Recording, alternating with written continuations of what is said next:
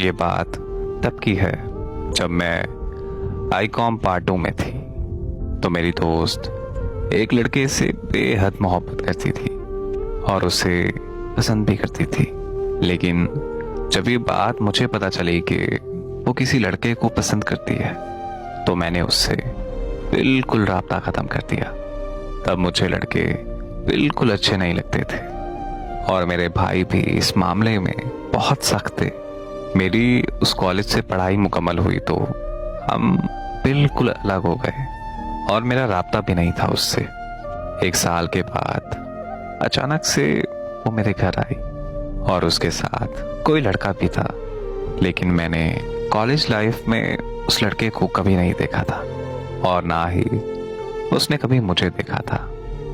मैंने अपनी दोस्त से पूछा कि ये लड़का कौन है, तो उसने मुझे बताया कि ये मेरा शौहर है जिससे मैं बहुत प्यार करती थी और अक्सर मैंने तुम्हारे सामने अपनी मोहब्बत और अपनी पसंद का जिक्र भी किया था। और देखो आज हमने शादी कर ली है।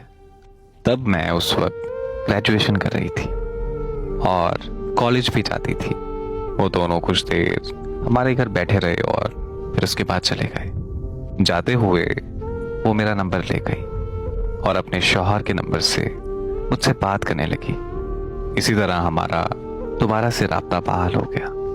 कुछ दिन गुजरे तो उसका शौहर मुझे मैसेज करने लगा। मुझे कहने लगा कि जिस दिन से मैंने आपको देखा है उस दिन से मैं आपको भूल नहीं पा रहा हूँ। आप मुझे बहुत अच्छी लगी हैं और मैं आपको पसंद करने लगा हूँ। लेकिन मैं उस लड़के में बिल्कुल भी इंटरेस्टेड नहीं थी। मैंने उससे बात नहीं की। जब उसने मुझे ज़्यादा तंग किया तो मैंने उसका नंबर ब्लॉक कर दिया। लेकिन वो ना माना। उसने मुझसे किसी और नंबर से रब्ता किया।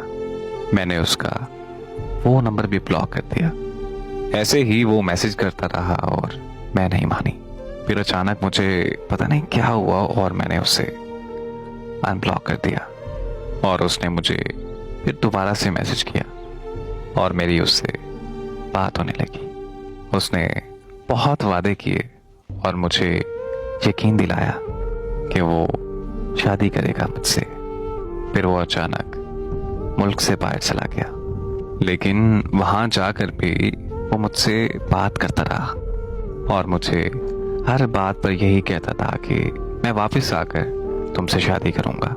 फिर उसने कुछ दिनों के बाद अपनी बीवी को भी वहाँ बुलाया और मुझसे बात करना बिल्कुल कम कर दी। और मैं जब भी उससे कोई वजह पूछती थी तो वो मुझे कहता था कि मैं बिजी होता हूँ।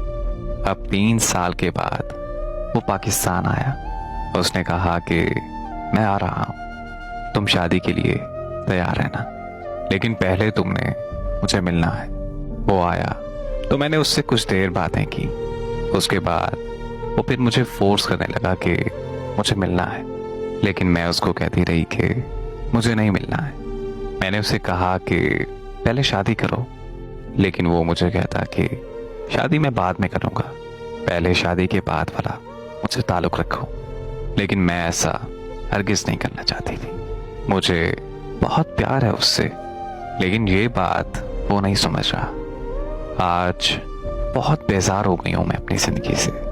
आज मेरी सब लड़कियों से रिक्वेस्ट है कि ज़िंदगी में कभी भी किसी भी लड़के पर यकीन न करना।